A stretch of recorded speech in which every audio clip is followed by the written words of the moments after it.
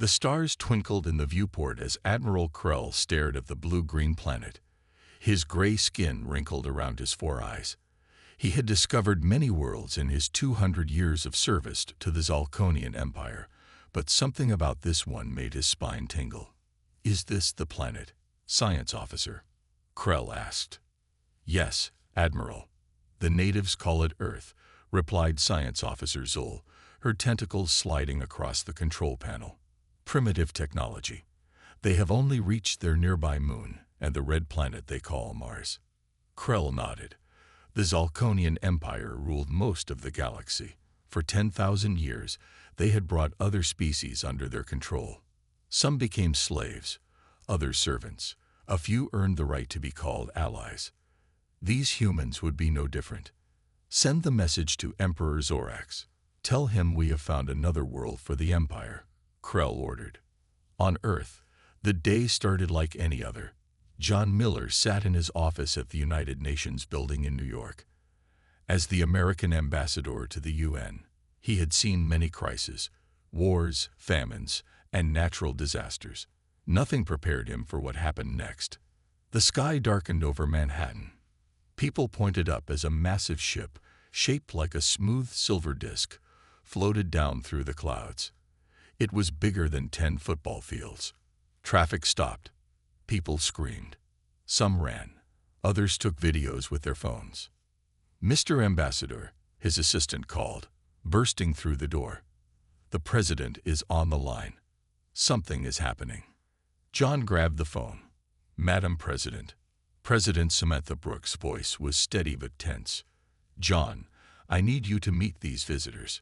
We've received a transmission. They want to talk to Earth's leaders." 3 hours later, John stood on the UN building's roof. Military jets circled at a distance. Snipers hid on nearby buildings. The silver ship hovered 500 feet above them. Then a smaller craft emerged and descended. The craft landed with a soft hiss.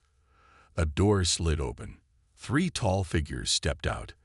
They had gray skin, 4 eyes, and wore shining uniforms with strange symbols. The one in front had a red sash across its chest. "I am Admiral Krell of the Zalconian Empire," the alien said in perfect English. "We have been observing your communications to learn your languages." John stepped forward on shaky legs. "I am Ambassador John Miller, representing the United Nations of Earth. We welcome you in peace." Krell's upper eyes blinked. "Your world is now known to the Empire. This is a formal notice of your status. You will become a protectorate species." "Protectorate?" John asked. "What does that mean?" "It means you exist by our permission. Your resources belong to the Empire. Your people will serve where needed. In return, you receive our protection." Behind John, several officials whispered urgently. He kept his face calm despite his racing heart. "Admiral, we are a sovereign planet. We would like to discuss terms that respect our independence." Krell made a sound like rocks grinding together. John realized it was laughter. "Independence? You have barely left your own world. Your technology is primitive. Your lifespans are short. What could you offer as equals?" John straightened his back. "We offer friendship, knowledge exchange, trade." "The Emperor does not befriend ants," Krell replied. "But we are not cruel masters. Your culture may continue. Your leaders may govern daily matters. You will simply acknowledge our authority and meet our demands." President Brooks, listening through John's earpiece, spoke quietly. "Tell them we need time to consider. Ask to send representatives to learn more." John repeated the message. Krell seemed amused. "Very well. You may send 3 representatives to our capital world. They will learn our ways and return to prepare your world for integration." Krell handed John a small crystal. "The coordinates are here. One of our ships will return in 30 days to collect your representatives." As the aliens returned to their craft, John felt cold dread in his stomach. The ship rose silently and rejoined the larger vessel above. Soon, both disappeared into the clouds. President Brooks called an emergency meeting. The world's leaders gathered virtually within hours. "We need to send our best diplomat," she said. Someone who can negotiate better terms. They chose Eric Winters, a man known for resolving impossible conflicts. He would be joined by two scientists, Olivia Reeves and Paul Garcia. What nobody said aloud was what everyone feared. The Zolconians didn't seem interested in negotiation. They expected submission. Earth had 30 days to prepare. Eric Winters had never seen anything like the Zolconian capital. The city stretched farther than his eyes could see. Towers of crystal and metal reached into the purple sky. Flying vehicles zipped between buildings like busy insects. "Stay close," said the Zolconian guard assigned to the human delegation. His name was Thrix, and he made no effort to hide his boredom. Eric nodded to his companions, Olivia Reeves and Paul Garcia. The scientists looked tired after the 3-week journey aboard the Zolconian ship. They had been given small quarters with hard beds and strange food. The aliens had barely spoken to them during the trip. "When will we meet Emperor Zorax?" Eric asked Thrix. The alien's 4 eyes blinked in sequence. "When he wishes it, not before." They were led to a small building far from the grand structures of the city center. The rooms inside were clearly designed for creatures smaller than humans. The ceiling was too low, and the furniture uncomfortable. "You will wait here," Thrix said. "Do not leave this area." 1 day passed, then another. By the 3rd day, Paul was losing patience. "This is a power play," he said as he paced the room. "They're showing us we're not important." Olivia looked up from her tablet, where she had been recording observations of Zolconian technology glimpsed through their window. "They're also giving us time to feel overwhelmed. Look at this city. It's at least 1,000 years beyond Earth technology." Eric nodded. "That's the point. They want us intimidated before negotiations even start." On the 3rd evening, Thrix finally returned. "The Emperor will see you now." They were taken to a massive building with a dome that seemed to glow from within. Inside, hundreds of alien species gathered in circular tiers around a central platform. Some looked almost human. Others were so strange that Eric couldn't tell which parts were heads and which were limbs. "The Galactic Council," Thrix explained with obvious pride. "Representatives from all worlds in the Empire." Eric noticed how the other aliens looked at the humans, some with curiosity, others with what seemed like pity, none with respect. They waited at the edge of the platform for 2 hours. Finally, a hush fell over the council. A tall Zolconian with 6 eyes instead of 4 entered. His skin was pale blue rather than gray, and his robes sparkled with gems. "Emperor Zorax the 13th, announced a booming voice. "Ruler of the 7 spiral arms, conqueror of the void, master of 10,000 worlds." Eric stepped forward and bowed. "Your Majesty, I bring greetings from Earth. We seek." "Silence," said Zorax. His voice was surprisingly soft, yet carried through the chamber. "You speak when permitted, human." Eric felt his face grow hot, but kept his expression neutral. "We have reviewed your world's resources," continued Zorax. "Earth will provide the following tribute: 50,000 tons of rare minerals each solar cycle, 1 million genetic samples from your population, and 20,000 soldiers for our ongoing campaigns." Olivia gasped beside Eric. Paul whispered, "That's slavery." Eric cleared his throat. "Your Majesty, with respect, these demands would cripple our economy and society. We came to discuss mutually beneficial terms." Laughter rippled through the council chamber. Zorax's mouth twisted in what might have been a smile. "You misunderstand, human. These are not negotiations. These are instructions." The Emperor turned to address the council. "Observe how this primitive species believes itself worthy of bargaining." More laughter followed. Eric felt shame burn through him, but he stood tall. "Then Earth must respectfully decline. We will not surrender our people as resources." The chamber went silent. Zorax's 6 eyes narrowed. Bold words from a species that has barely mastered space travel. The Emperor turned to an aide. "Show them." A hologram appeared above the platform. It showed thousands of Zolconian warships, Another image. A green planet turned to molten rock under bombardment. That was the last world that declined our generous offer, Zorak said. Your species has one Earth year to reconsider. Prepare the tribute or prepare for correction. They were escorted out quickly. As they left the council chamber, Eric noticed a small alien with tentacles watching them.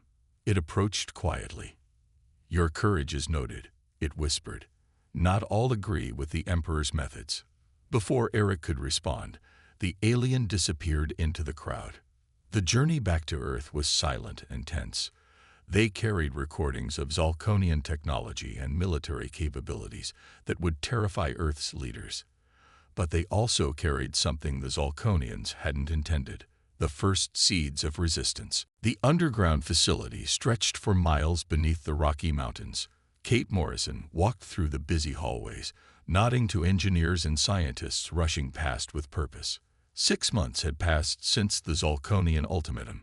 6 months since world leaders had gathered to face an impossible choice, surrender or extinction. They had chosen a third option. Kate entered the main laboratory where pieces of Zalconian technology, secretly captured during the diplomatic mission, were being studied. The room hummed with activity as teams worked around the clock. Director Morrison, called a voice. She turned to see Paul Garcia approaching with excitement in his eyes. We've made a breakthrough with their energy systems. Kate followed him to a workstation where a small device pulsed with blue light. It's not a perfect copy, Paul explained, but we've figured out how their power cells work. It's a form of quantum energy extraction we never imagined. Can we replicate it? Kate asked. We already are. Paul gestured to a separate room where technicians assembled similar devices. By next month, we'll have enough to power the prototype ships. Kate smiled. Around the world, similar breakthroughs were happening in secret facilities. Countries that had once been enemies now shared knowledge and resources. The Zalconian threat had united humanity like nothing before. In another part of the facility, Commander Alan Harris watched as soldiers trained in zero-gravity chambers. They moved in perfect formation, using weapons designed based on glimpses of Zalconian technology. Again, Alan ordered as a team completed their exercise. Faster this time. The Zalconians have been fighting in space for thousands of years. We have months to catch up. The soldiers nodded and reset their positions without complaint. They knew the stakes. Meanwhile, in a small lab separated from the others, Dr. Lisa Franklin studied biological samples. The Zalconians had made one crucial mistake during the diplomatic mission. They had considered humans so harmless that they hadn't bothered to clean the quarters thoroughly after hosting the Earth delegation. Olivia Reeves had managed to collect skin cells and other biological material left behind by their Zalconian guide. Lisa examined the cellular structure under a powerful microscope. Something about the neural tissue had been bothering her for weeks. Today, she decided to try something different.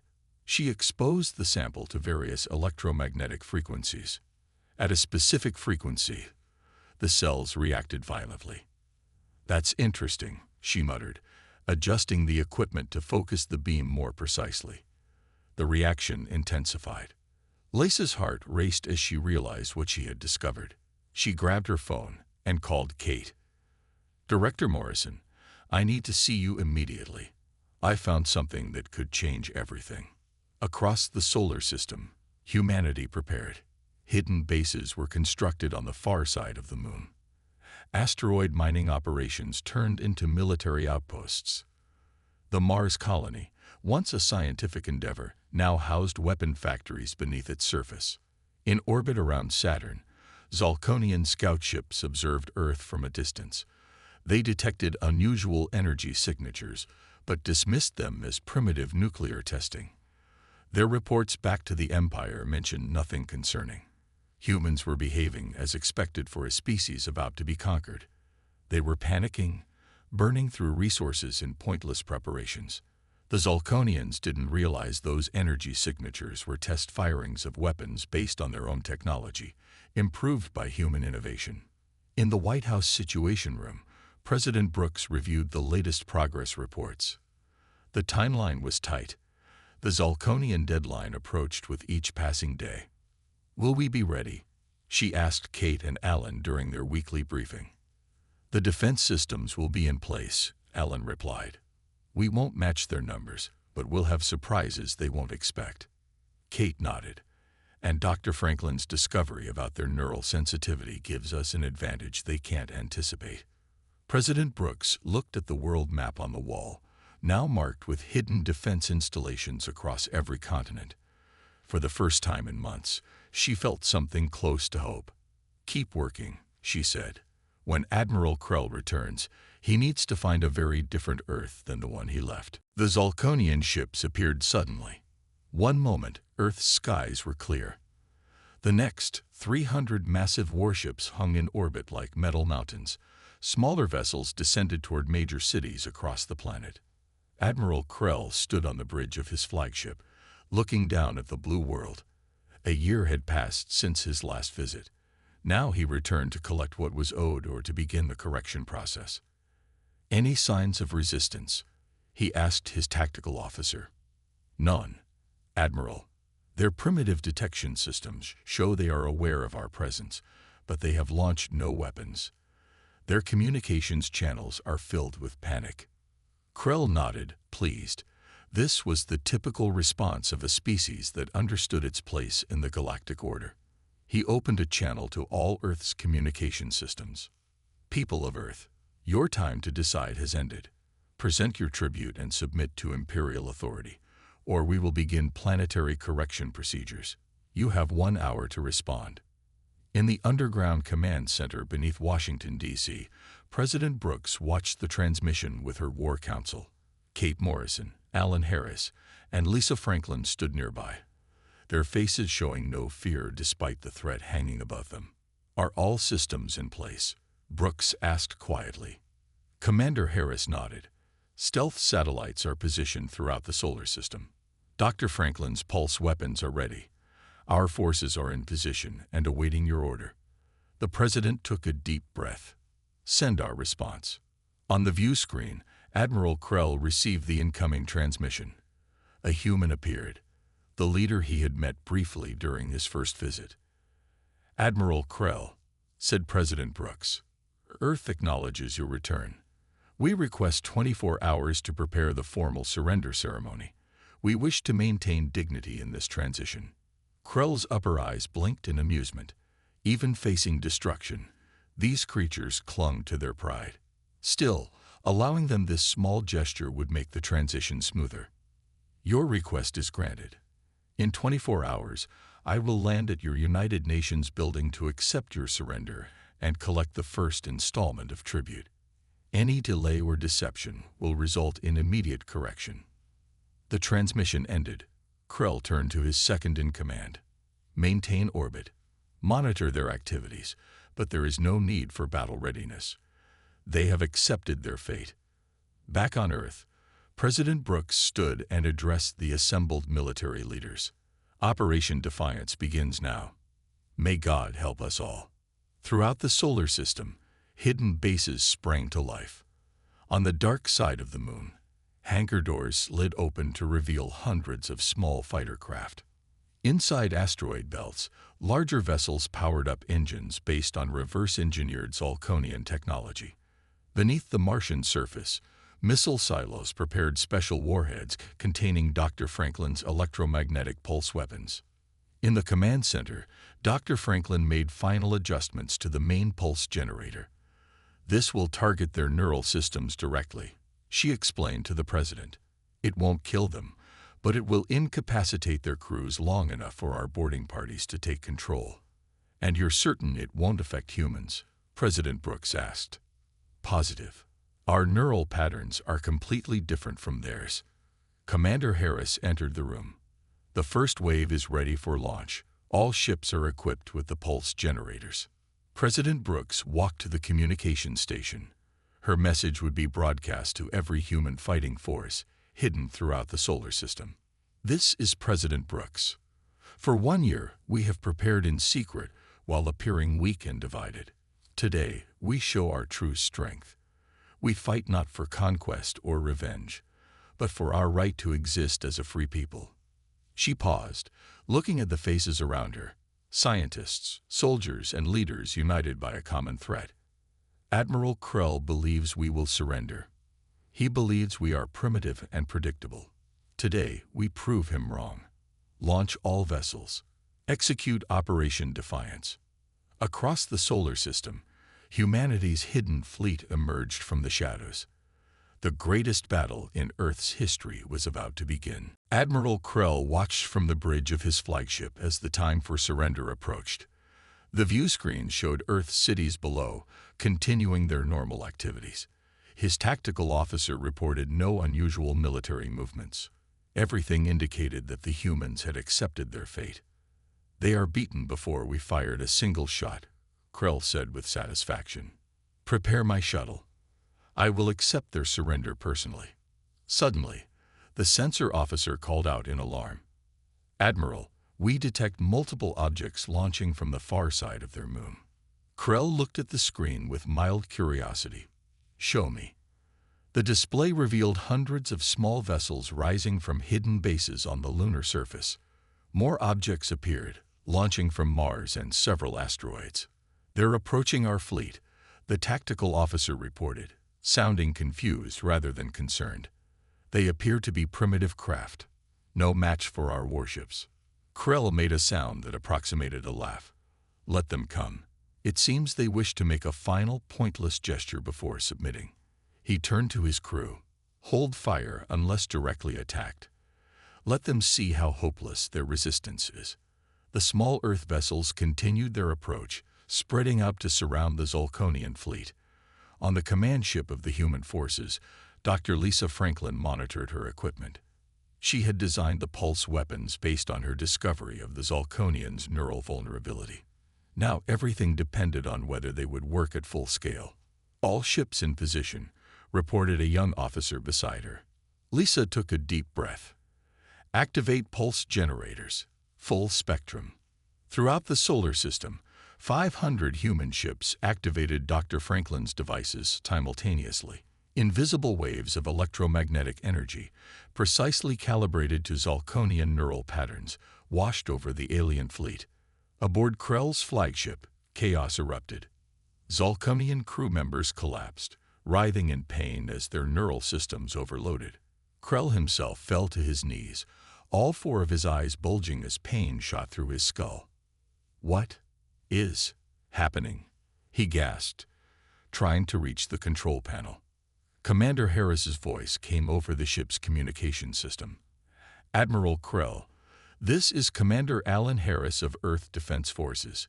Your crew is experiencing a non-lethal neural disruption. It will not cause permanent damage, but it will incapacitate your forces temporarily." Through the haze of pain, Krell watched in horror as small boarding crafts attached themselves to his ship's hull.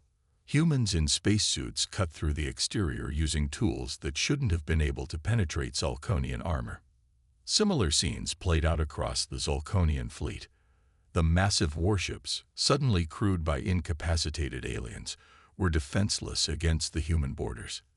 The Earth forces moved with precision, clearly having rehearsed this operation for months. On Krell's flagship, the bridge doors slid open. Commander Harris entered with a team of soldiers, their weapons ready but not firing. "Admiral Krell," Harris said, approaching the still struggling Zolkonian, "your ship is under our control. Your crew will recover within the hour, but by then you will be secured." Krell stared at the human in disbelief. "How?" "Our shields. Our technology. Your shields were designed to block energy weapons and physical projectiles," Harris explained. "Not electromagnetic pulses tuned to your specific neural patterns.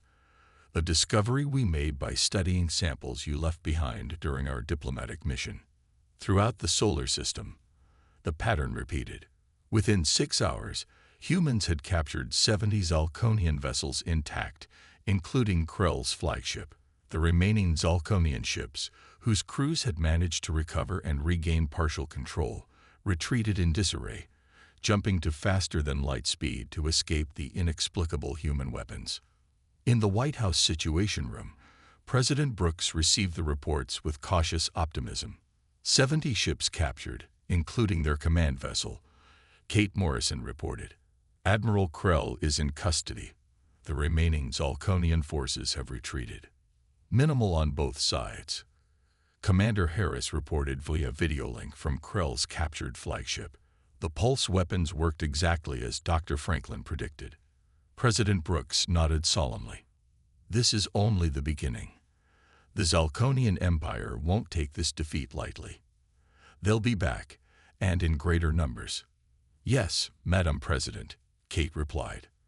But now we have their ships, their technology, and 3 months before they can mount another assault. We'll be ready. In the detention area of the captured flagship, Admiral Krell sat in stunned silence. For the first time in the 10,000-year history of the Zalkonian Empire, an inferior species had defeated their forces in battle. The impossible had happened. Emperor Zorax smashed his fist against the throne, cracking the ancient crystal. Courtiers stepped back in fear as the six-eyed ruler seethed with rage. 300 ships. Admiral Krell captured. This is impossible, he shouted. The messenger trembled as he knelt before the emperor.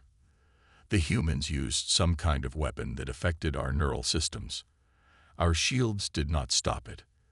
Zorax stood, his blue skin darkening with anger. No primitive species has ever defeated a Zalkonian fleet. This cannot stand. He turned to his military commander. Grand Fleet Commander Vex, prepare our response. Take 3,000 ships. Crush these humans. Reclaim our vessels. Leave nothing but ash. Vex bowed low. It will be done, Emperor. We will adapt our shields to block whatever weapon they used. In the 3 months since the first battle, Earth had changed. The captured Zalkonian ships provided technology beyond human imagination. Scientists worked day and night to understand and improve upon the alien designs. Nathan Cooper wiped sweat from his forehead as he adjusted connections on the massive engine. As chief engineer of Earth's defense platforms, he had been working to integrate Zalkonian faster-than-light drives into Earth's orbital defenses. Try it now, he called to his team. The engine hummed to life, glowing with blue energy. Nathan grinned. It works. Get this to all the platforms immediately. On the Mars base, Commander Harris reviewed battle plans with his officers. The wall screen showed the positions of Earth's new fleet, now including the 70 captured Zalkonian vessels. Our scouts report the Empire is sending a much larger force, Harris said. 3,000 ships at least. They'll arrive within days. One officer looked concerned. Can we stand against so many? Harris nodded. They expect us to fight like they do, with formations and standard tactics. We won't. We'll use everything we have. Mining ships as weapons, asteroids as cover, and every trick we can think of. The alarm blared 3 days later. The Zalkonian armada emerged from faster-than-light travel at the edge of the solar system, a massive wall of warships stretching for thousands of miles. Grand Fleet Commander Vex stood proudly on his command ship. Deploy in attack formation. Our shields have been modified to block their neural weapons. Begin the advance. The Zalkonian fleet moved toward Earth with overwhelming force. But instead of finding a single planet to target, they faced a solar system transformed into a fortress. Earth's defense platforms, now equipped with Zalkonian technology, opened fire from unexpected positions. Hidden bases on moons and asteroids launched waves of fighter craft. The captured Zalkonian ships, repainted with Earth colors, led groups of human vessels in quick strikes. Vex frowned as reports came in. They're not fighting like primitives.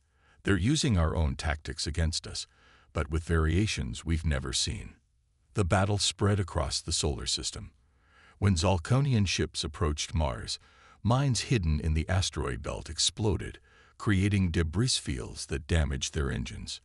When they targeted Earth directly, the defense platforms teleported into new positions, firing from behind. Impossible. Vex shouted as another formation of his ships reported heavy damage. How are they using our weapons in ways we never conceived? The battle continued for 2 weeks. Neither side would retreat. Zolkonian discipline faced human creativity in a fight that would be remembered for centuries. On the 14th day, Commander Harris made a desperate decision. His carrier ship Defiance was one of the few human vessels with a Zolkonian drive intact. While Vex's command ship was engaged with Earth's main fleet, Harris ordered his crew to abandon ship. "Get to the escape pods," he told them. "I'm staying with her." The massive human carrier accelerated to full speed, aiming directly at Vex's command vessel.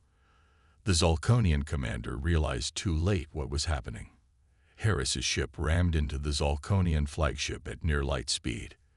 The explosion destroyed both vessels instantly. The loss of their commander threw the Zolkonian fleet into confusion. For the first time in their military history, they called a retreat. Over half their ships had been destroyed or disabled. As the remaining Zolkonian vessels fled the solar system, Earth's leaders gathered to assess their costly victory. They had won, but everyone knew the war was far from over. The memorial service for Commander Harris filled the Grand Hall of the United Nations building. His picture stood on a stage covered with flowers.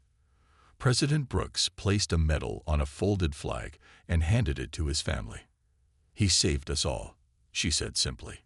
After the ceremony, Earth's leaders gathered in the underground war room. The mood was somber despite their recent victory. "What now?" asked the Chinese president. "The Zolkonians will return with an even larger force." General Michelle Clark stepped forward. She had taken command after Harris's sacrifice. Her uniform bore the scars of battle, and her left arm was in a sling. "We can't wait for them to attack again," she said firmly. "We need to take the fight to them." Voices rose in argument. Some leaders wanted to sue for peace while they had the advantage. Others feared leaving Earth defenseless if they sent ships away. Kate Morrison silenced the room with a single gesture. "We captured their navigation data," she said. "We know where their homeworld is. We know their defense patterns. We have their ship recognition codes." The room grew quiet as everyone considered the implications. "You're suggesting we attack the Zolkonian homeworld?" President Brooks asked. "The center of an empire that has ruled the galaxy for 10,000 years. "Yes," Kate replied. "They never imagined any species would dare. That's our advantage." The debate lasted for days. Finally, a decision was reached. Earth would strike first. Admiral Ryan Foster, once Harris's second-in-command, now led Earth's combined fleet. 1,000 ships gathered near Jupiter's orbit, some built by humans, others captured and modified from the Zolkonians. "This is either the bravest or most foolish thing humans have ever attempted," Ryan told his officers during the final briefing. "But remember, we're not fighting for conquest. We're fighting for our right to exist." The fleet activated their faster-than-light drives simultaneously. In an instant, they vanished from the solar system, leaving Earth defended by automated platforms and a smaller reserve force. The journey took 16 days. When they emerged, the Zolkonian home system spread before them. 7 planets orbited a golden sun. The third planet, with its blue-green surface and 3 moons, was the heart of the empire. "Use their recognition codes," Ryan ordered. "All ships maintain radio silence otherwise." The human fleet moved through the outer defenses of the system. Zolkonian patrol ships scanned them but accepted their transponder signals. The codes from the captured ships worked perfectly. As they approached the homeworld, Ryan sent a message to his fleet. "Remember the plan. We surround the planet, but do not fire unless ordered. This is not about revenge." The Zolkonians only realized something was wrong when the returning fleet took up positions around their homeworld instead of docking. By then, it was too late. 1,000 ships, their weapons aimed at the planet's surface, surrounded Zolkonia. Emperor Zorax was in the middle of a council meeting when the alarm sounded. His advisors froze as the view screens showed the fleet above them. A transmission came through on all channels. A human face appeared. Admiral Ryan Foster, wearing a uniform bearing both human and modified Zolkonian symbols. "Emperor Zorax," Ryan said calmly, I am Admiral Foster of Earth. We come seeking not conquest, but respect." Zorax's 6 eyes widened in shock. "How dare you threaten the Imperial homeworld?" "We dare because you left us no choice," Ryan replied. "You demanded our submission or promised our destruction. Now we offer you similar terms. Recognize Earth's independence and sovereignty, or we will open fire on your capital." The Emperor's face darkened. "You would not dare." "We have already defeated 2 of your fleets," Ryan said. "Do not test our resolve." For the first time in the Empire's 10,000-year history, the Zalconians faced an enemy at their own doorstep. For the first time, Emperor Zorax found himself in the position he had put countless other species in, forced to negotiate not as a superior, but as an equal. "What are your terms?" the Emperor finally asked, his voice tight with controlled fury. Ryan allowed himself a small smile. "Let's talk." 5 years passed. The Galactic Council chamber looked very different now. Where once only Zalconian nobles and their favored allies had sat, representatives from hundreds of species now filled the seats. Many had been servants or slaves under the old empire. Today, they were equals. Olivia Reeves stood at the center of the chamber. The scientist who had once been humiliated in this very room now addressed the assembly as Earth's ambassador. Her voice carried clearly through the vast space. "Today we sign the new Galactic Charter of Rights," she said, "a document that guarantees autonomy and respect for all sentient species." The crowd murmured approval. After thousands of years of Zalconian rule, the galaxy had transformed in half a decade. The old empire was now the Galactic Commonwealth, with power shared among all member worlds. Zorax sat in a smaller throne than before.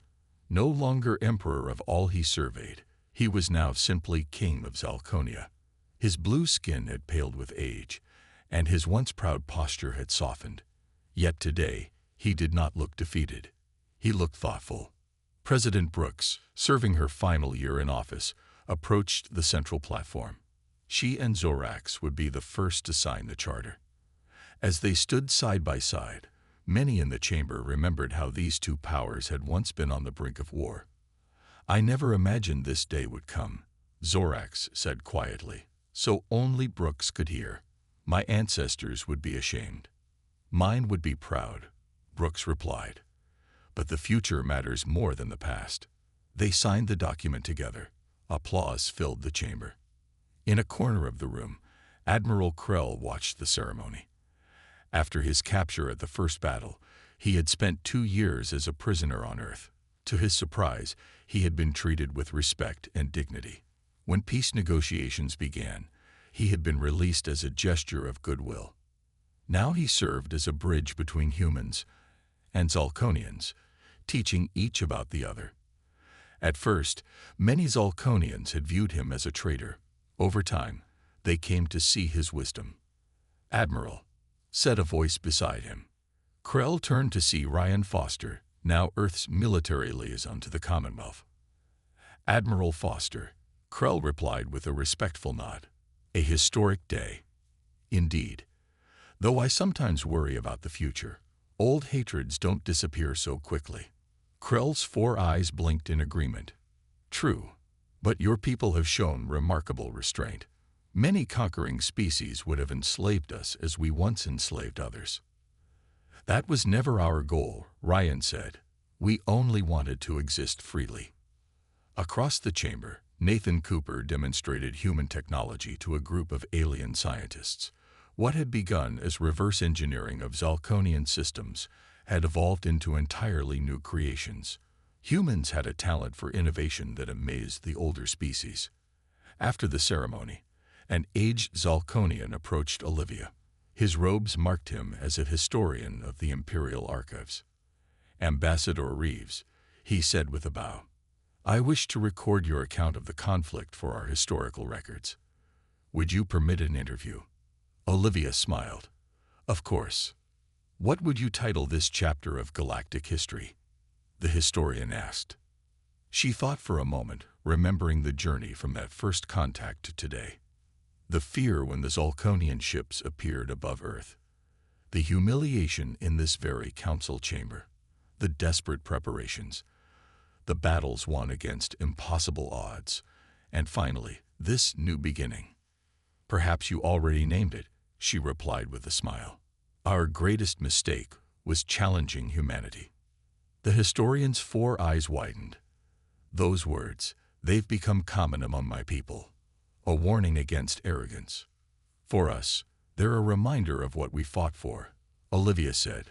Not conquest, but the right to determine our own path. As night fell on the Zolkonian capital, lights from 1,000 worlds shone in the sky.